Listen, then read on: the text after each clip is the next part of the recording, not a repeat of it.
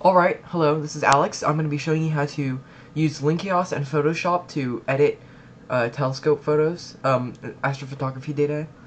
Um, and so the first step is to download Link Eos, and you can find that at the download page, which is at SourceForge. I'll leave the link in the description so you can download it for yourself. And you can download this right here, the app. You don't need any of these other links, download files as well. But that's all you'll need to get started. And once you've opened Link Eos, it'll look something like this.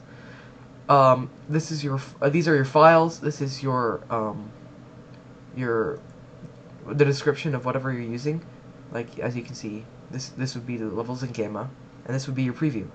So you'll want to start out dragging your data into your list right here.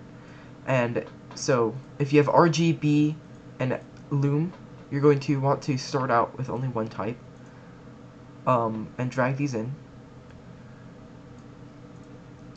And then you're going to want to align, analyze, and stack. And so align in the line step, what you want to do is select a prominent group of stars that are visible in this photo.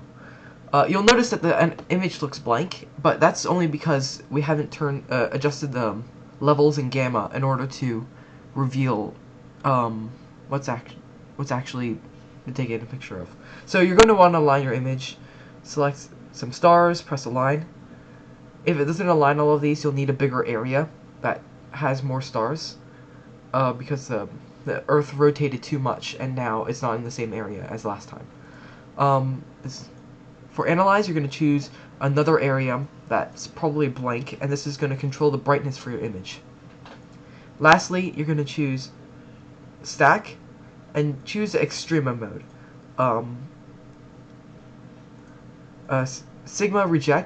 Some reject actually crashes the program, so it doesn't work very well.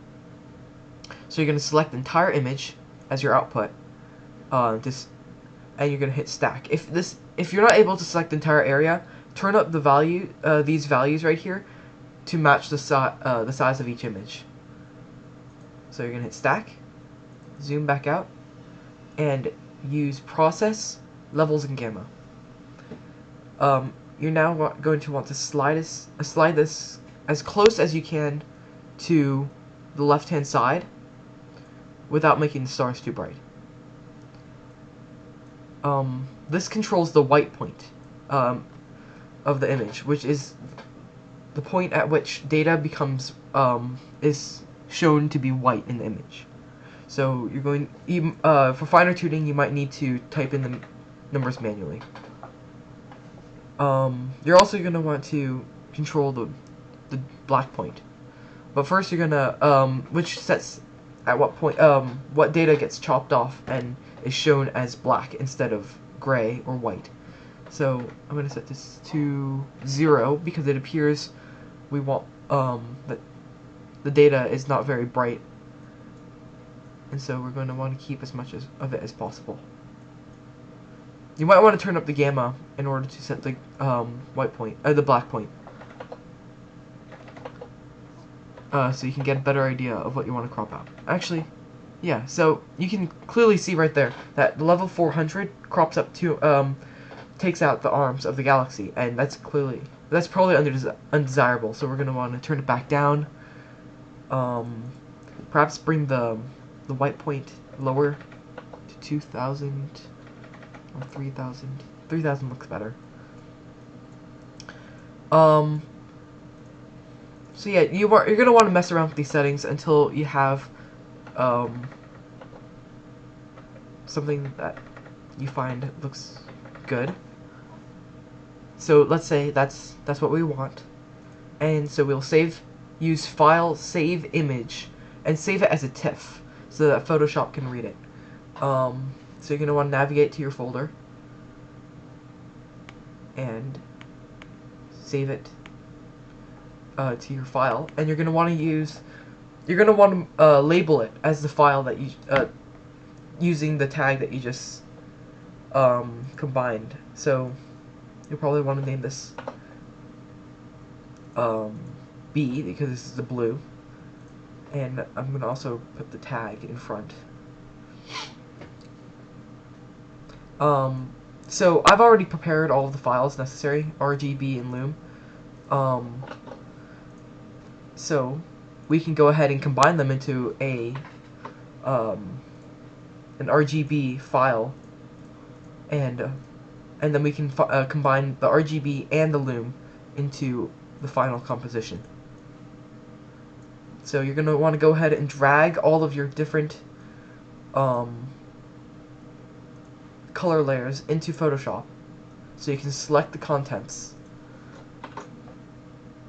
and paste it into an RGB file. So you're going to want to create a new file with the dimensions of your color, the color layers, which is in this case is 1546, I think. Let me double check. You can see the size right here. So it looks like it's 1528. So going to name it RGB. Huh. Oh, this is in inches.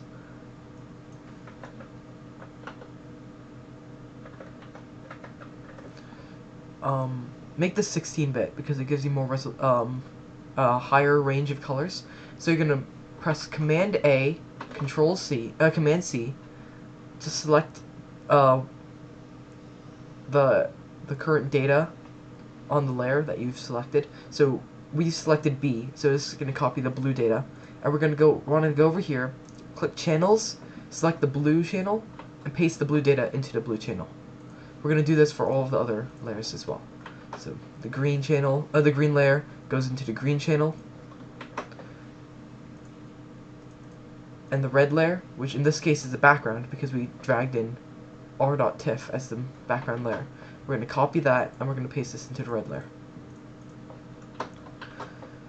So the final result is not actually lined up, so it won't look as good. You'll see that the stars show chromatic aberration. So you're going to want to drag around the layers in order to line up the stars. So the first step is to use your mouse, select this move tool, and move the layer into them in what is roughly the right position. And then you're going to want to use your arrow keys to do the final the fine tuning. So you can center on the green layer if you'd like, or whatever you'd like to do. Actually, it doesn't matter what layer you line it up on, as long as they're all lined up. And so once you're done, well, this is what it'll look like. Well, this you'll have an RGB image, and so you'll want to save this, both the Photoshop and the TIFF file, so that you can go back and edit this file if you'd like. Saving usually takes a bit of time. Now that it's done, you're going to want to save your a TIFF file that as well, so that you can view it in, say, like preview. And you're going to want to make sure that layers is not selected. And that, yeah. Oh, this is the wrong file. Wrong area.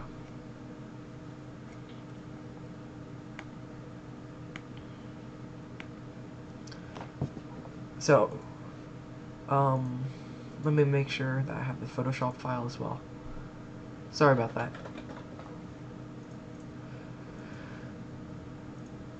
Okay, so now you have RGB, and you're going to want to make, the last step is to combine luminance, which will give detail to the image, and RGB for the final image. So you're going to want to drag in your loom, because that's the bigger file. It's as you can see, it's 3056 by 3056 instead of, well, this is the same dimensions as green, and as you can see, it's smaller. So you're not going to want to crop any data. So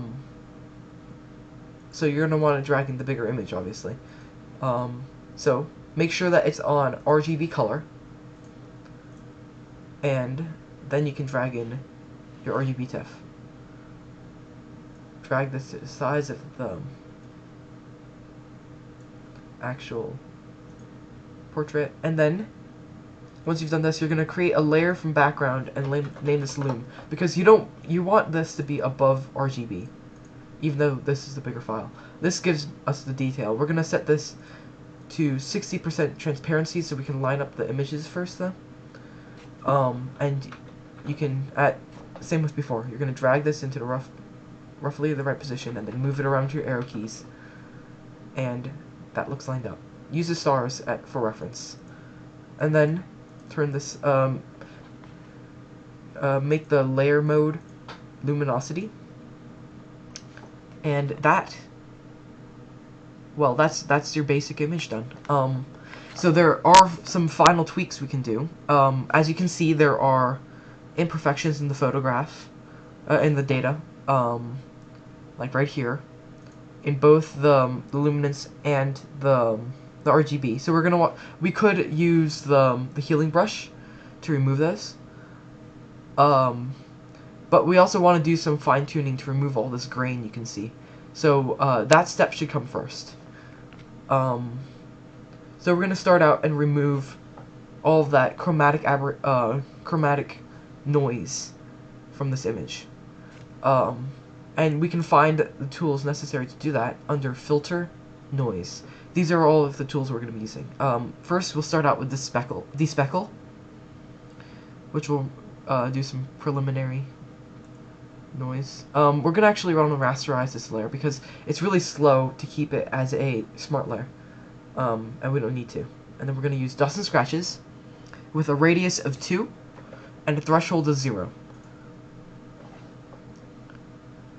And then finally, we're going to use reduce noise. Now this is a very powerful tool, but it can also be very destructive.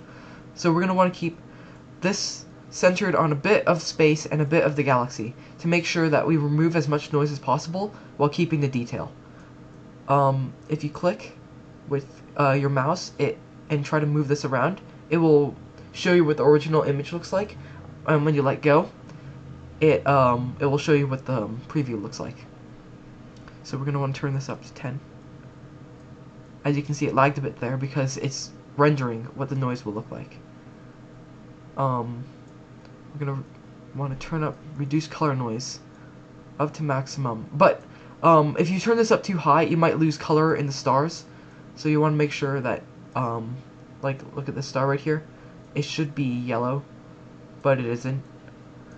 Because oh, it is. Okay, never mind. See, it's still yellow. The star's still yellow, so we're at a good point with this reduced color noise.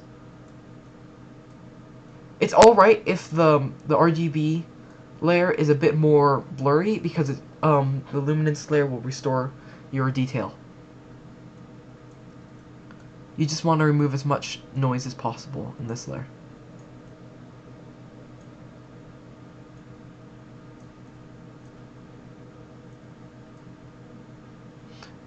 That is probably a bit too much. As you can see, we've lost almost all the color in the arms. This seems to be the most influential slider right here. So you're gonna want to mess around with that until it looks about right. And I'm going to say that 7% looks fine. So press OK, let it render. You're going to want to do the same process on luminance, except with different settings for reduced noise. The rest of them can stay the same. You don't need to reduce. You don't need to. You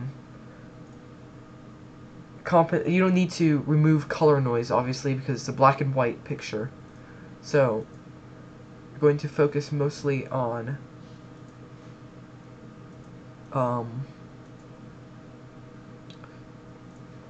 Well,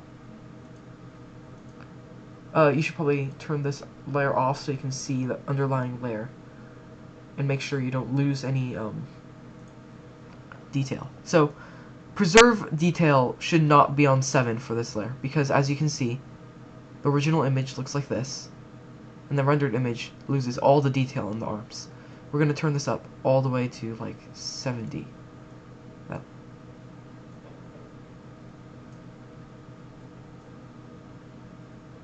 That looks better. So we're gonna want to make sure this can be all the way at 0. Sharpen details. So you're just gonna mess around with these sliders until it looks good to you. This looks fine. And then finally, you're gonna remove these lines right here if the filters didn't already do this. So you're going to have to remove it on both layers, unfortunately. And the thing is, you don't want to remove any stars, because if you remove any stars from the luminance layer, it's going to look really weird. I'll show you. Let's say I remove this star right here. When I turn the RGB back on, well, sometimes it will show some odd-looking specks of like black or white, some blue dots, which really do not look pleasing to the eye. So you might want to leave these two layers stacked while you go through and remove these lines. And you're going to probably want to use proximity match, because content aware blurs the background, as you can see. It doesn't produce very desirable results. So you just, if the texture doesn't come out the way you want it to, you can always just re-roll the texture by healing it.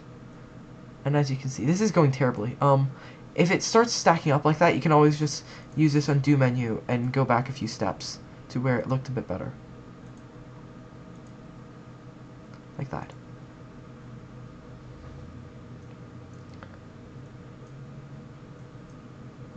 So once you're done with this process, and you fine-tune all of those lines, you can you're finished. Actually, you can crop the image. And so you're gonna want to zoom in to make sure you don't lose too much of the edge. And so you can see there's like a white line right there. I forgot another step. You should adjust the colors in this image as well. So you're going to want to crop out the edges of this where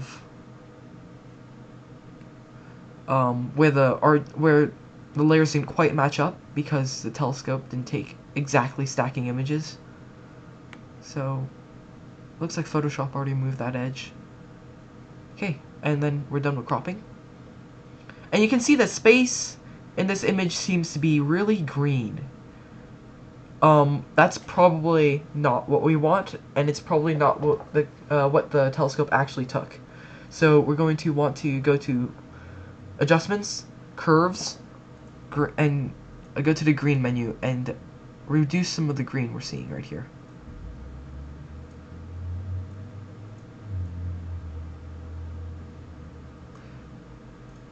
So once you're done with that, you can also go to Levels, go to Green, and crop out some of this.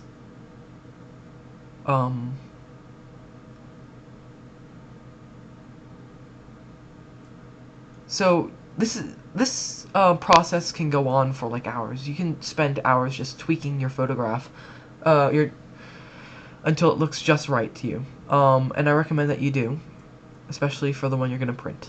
So yeah, thanks for watching. That's how you would go about your data analysis for an image. Oh, you'd also want to save it. So you're not going to want to press Command S because it will save it as the current format. You're going to want to save one as a Photoshop so you can go back and edit it and call it Final. Then you're going to save another as a TIFF. Oh, okay, it's still saving. You're going to save another as a TIFF file, so that you can view it.